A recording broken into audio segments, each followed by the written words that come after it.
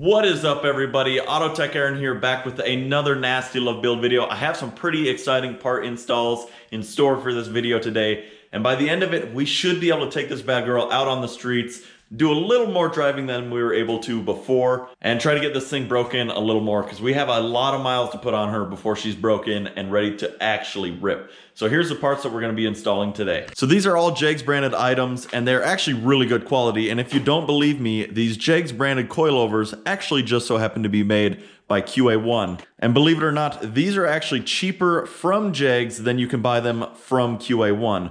And we have some 350-pound springs here. I don't exactly remember the specs of all these parts, but I will be linking them all down in the description below. We also have some upper eyelet conversions. We also have some thrust washers here, which makes adjusting the height much easier. And finally, we have this battery tray here because as of right now, our battery is sliding around and we can't have that in a race truck. That is dangerous and it could potentially cause damage. So without further ado, let's go ahead and get started by installing this battery tray. So as you guys see here, we have our Optima 25 battery, which just kind of slides around right now. And we need to solve that issue because that is a big safety concern. And we definitely can't autocross a truck with a battery like that. So let's go ahead and get this thing out, get some holes marked, drilled, and get our battery final mounted. So we have our battery out and we have our battery tray just set in here. And if you guys will notice, the holes for this, the mounting holes are actually on this back piece here.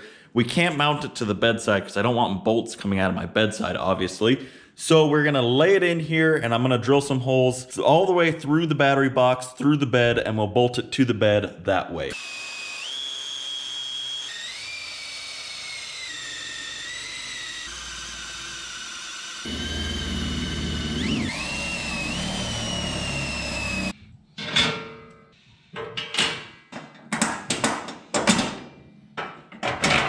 Now, of course, it's a little bit difficult to do this by myself, but I set my wrench on here. I have my really long extensions, and we go up through the bottom and tighten it down while I hold up the top.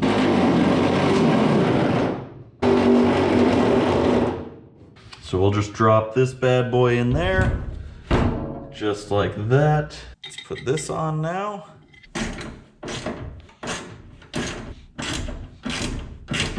All right, so there we have it. The battery install is completed. We have an inline fuse so we don't burn down the truck. Now it's time to work on that front end suspension. So we're gonna get this thing jacked up in the air, get the wheels and tires off so that we can see just what we're gonna have to remove to get this coilover set up on the truck.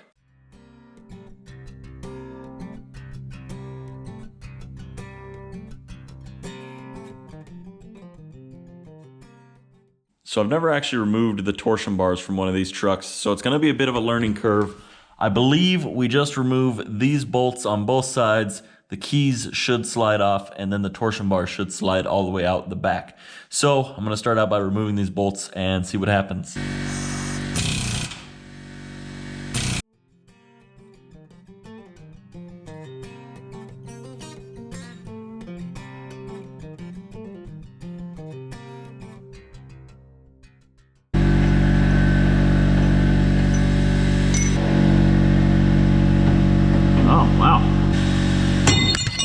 Whoa! Now we can just slide these bad boys out. Now with all of our torsion bar stuff out, we can work on getting the shocks out. It's just a 14 mil up top and like a 17 mil on the bottom. We'll assemble our coilovers and try to fit them in here. We might have to remove the lower or upper control arm to do that. There we go. So while Brandon is working on the other shock, we're gonna swap out the tops of these because we have an eyelet conversion, and then these just thread right onto the top, just like that. Now we got Subaru techs working on Chevy LUVs, and that coilover is ready to go in. And I verified that they do fit in. It's gonna be like millimeters of clearance all the way around. So we have our locking ring on there. Now we're just putting the spring seat and our thrust bearing all the way on. All right, so I fully assembled the coilover in the truck, but we're hitting back here on the lower spring seat and the thrust washer. And I think we might also be hitting up here, which we might be able to hit out with a little bit of a hammer persuasion. So I'm gonna pull this coilover back out, get that stuff clearanced, and then this coilover should fit no problem. Okay, so we ended up grinding away just a little bit down there and a little bit up here. If you're installing these coilovers on a Chevy LUV, you will have to take off the bump stop here, but it looks like you can actually flip them around. I'm just not gonna run bump stops since we are going to a coilover conversion anyways. So we just had to grind a little off there and a little off there for the spring to clear, but it looks like this setup is going to work great. The spring is going to rub a little bit up here, but it's a part of the spring, the very top coil of the spring, and it's not gonna have any movement. I don't think it should really be an issue. So I'm gonna go do this same thing to the other side, and then we'll get the coilover itself all lubricated up and we'll get them final installed.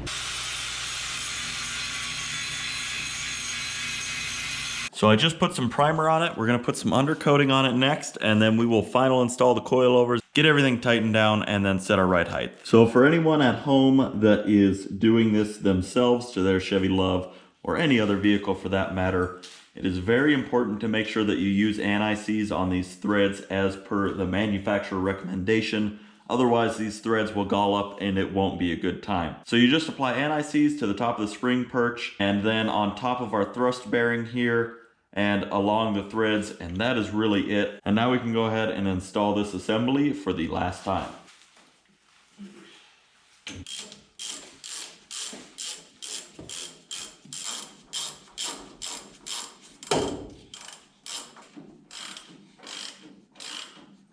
Let's get the wheels and tires back on this bad boy, get it set on the ground, and see what a ride height is gonna look like.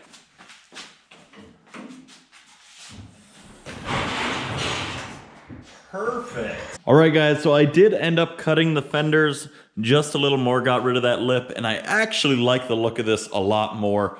So as promised, we're gonna take this thing out on the street and see how she handles with her new suspension.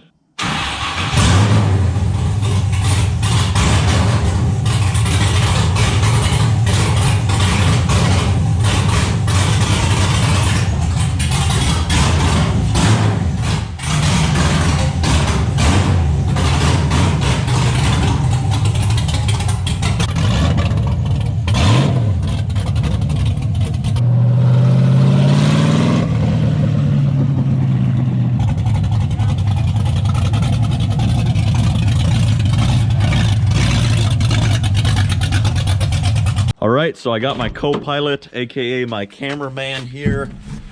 He's sitting in the Jegs Creeper seat as a seat. We're gonna go for a little cruise. I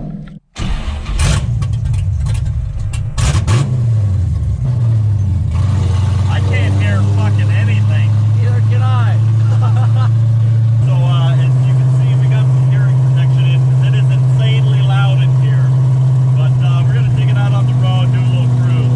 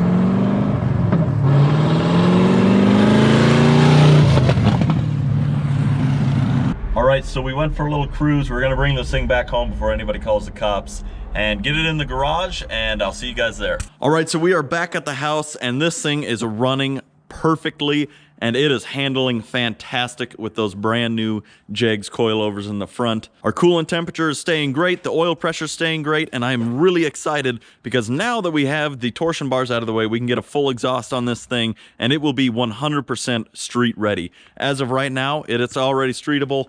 it is a little bit loud and hard on the eardrums. But our next thing on the list is to get that exhaust done, and then we'll be cruising this thing almost nightly. But that is all that I have for you guys today. Thank you so much for watching. If you're not already, be sure to subscribe to the channel because you're definitely not going to want to miss this truck. It is going to be an absolute ripper, and a huge shout out to Jegs Performance. Be sure to check out jegs.com for all your performance parts, and I'll catch you guys in the next video.